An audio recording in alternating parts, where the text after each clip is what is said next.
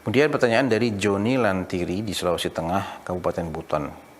1. Lebih utama mana? Sebuah hadis sahih atau 5 hadis lemah, dhaif? Ya jelas, hadis sahih ini lebih utama karena hadis sahih ini adalah hadis yang penyandarannya kepada Rasulullah itu benar.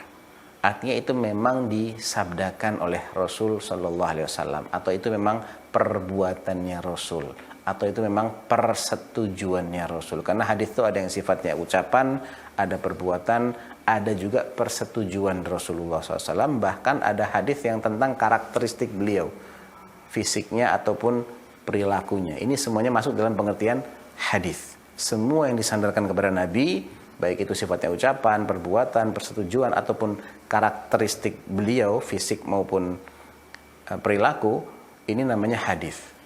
Kalau itu sahih, artinya itu benar kaitannya dengan Nabi. Kalau itu tidak sahih, dhaif, berarti tidak bisa divalidasi. Walaupun itu sendiri mungkin adalah suatu kebenaran. Saya ulang ya. Hadis dhaif itu tidak berarti narasinya itu 100% salah. Belum tentu salah. Namun, dia tidak bisa disandarkan kepada Nabi SAW. Tidak cukup kuat alasan kita untuk menganggapnya sebagai sesuatu yang berasal dari Nabi. Misal nih, ada hadis mengatakan, misalnya, hadis yang mengatakan, contoh aja ya, nggak ada sebetulnya hadisnya, cuman anggap misalnya ada hadis yang mengatakan bahwa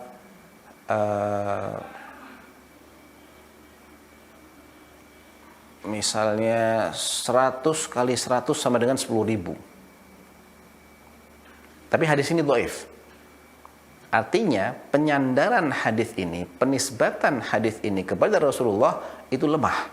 Tidak cukup kuat alasannya. Sebagai bentuk langkah hati-hati kita, jangan kita sandarkan ini kepada Rasulullah. Walaupun kalau kita ditanya 100 kali 100 sama dengan 10.000, benar kan? Benar, 100% itu kebenaran. Namun tidak semua kebenaran itu otomatis boleh kita sandarkan kepada Allah dan Rasulnya. Nah, bedanya bagaimana? Bedanya apa dengan hadis sahih? Hadis sahih itu artinya itu adalah kebenaran dan itu juga wahyu. Sehingga ada konsekuensi tambahan bagi orang yang menolaknya sebagai wahyu. Ketika dia menolak ini, tidak mau menerima ini, maka para ulama sepakat orang yang menolak hadis yang sudah jelas-jelas sahih dan dia tahu itu sahih, tapi dia tidak mau menerimanya. Saya keberatan untuk menerima ini sebagai sabda Nabi, atau saya keberatan untuk menerima ini. Walaupun dia tahu ini benar diucapkan oleh Nabi itu, pun saya keberatan untuk menerima. Maka dia sama dengan keluar dari Islam. Ini sepakat ulama-ulama.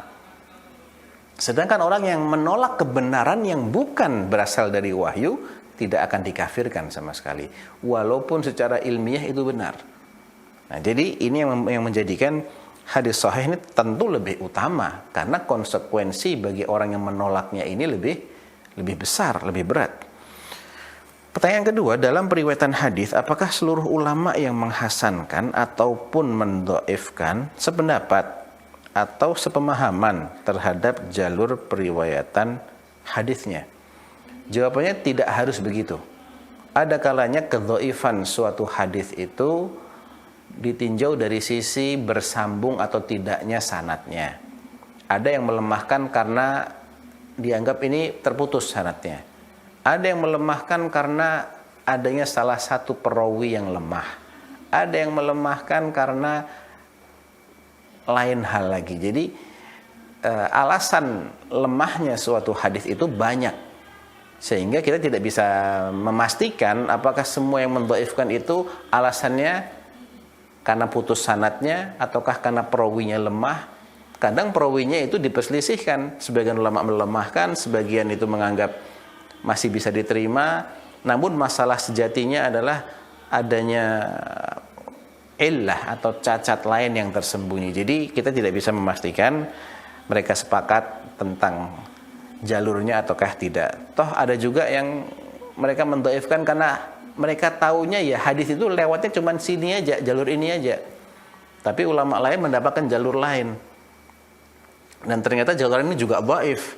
Ada jalur ketiga juga dhaif. Namun bagi yang tidak mengetahui jalur kedua dan jalur ketiga, maka dia hanya akan berkomentar tentang jalur yang dia ketahui. Jadi cukup banyak ya alasan yang menjadikan seseorang itu mendhaifkan suatu hadis, dan itu tidak harus sama.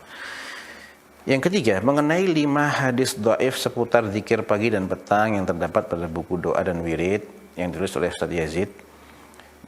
Di antaranya 1 hadis hasbiyallahu la ilaha illa huwa alaihi tawakkaltu wa huwa rabbul arsyil azim, dan 2 hadis asbahna wa asbahal mulku lillah, dan seterusnya. Ya, saya tidak tahu apa yang ditanyakan di sini. Apakah pertanyaannya itu bolehkah ini diamalkan, ya, ataukah pertanyaannya apakah benar itu hadis dhaif? Saya tidak tahu ya pertanyaannya apa. Seandainya yang ditanyakan adalah boleh tidak mengamalkan hadis dhaif, maka ini juga menjadi perbedaan pendapat di kalangan ahli hadis, di kalangan ahli sunnah itu sendiri. Tentunya melihat kepada pertama dalam bab apa hadis dhaif ini. Kalau dalam bab fadilah amalan, fadailul a'mal, atau dalam bab sejarah, sirah, ya, dalam bab tafsir, mereka itu masih memang cenderung ada ahli-ahli hadis yang longgar dalam bab ini. Namun ketika dia adalah bab halal dan haram, bab akidah, bukan hanya menetapkan keutamaan suatu amalan, bukan, namun menetapkan pensyariatan jenis ibadah baru, maka mereka bersikap ketat di sini. Ya, ketat. Kalau kita lihat dari redaksi lafaz yang dibaca, hasbiyallah la ilaha illa huwa alaihi tawakkaltu wa huwa rabbul arsyil azim, tidak ada yang jelek sedikit pun dari redaksinya ini.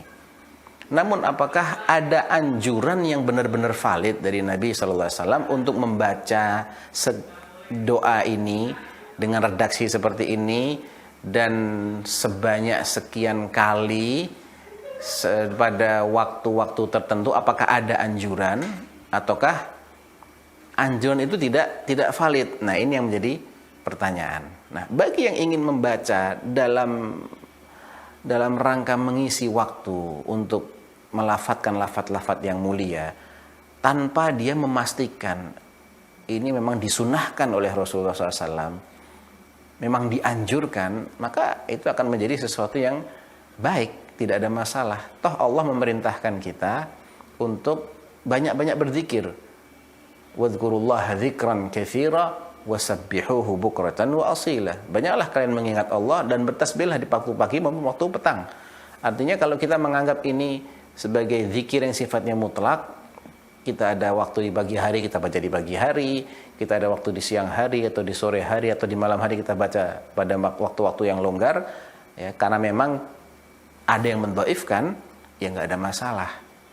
Namun bagi yang mengikuti pendapat lain yang mengatakan ini mungkin masih hadis yang hasan atau masih longgar dalam bab fadilah amal, saya cenderung kepada pendapat misalnya yang mengatakan hadis dhaif dalam bab fadailul a'mal masih boleh diamalkan. Maka ya silahkan aja mengamalkan itu.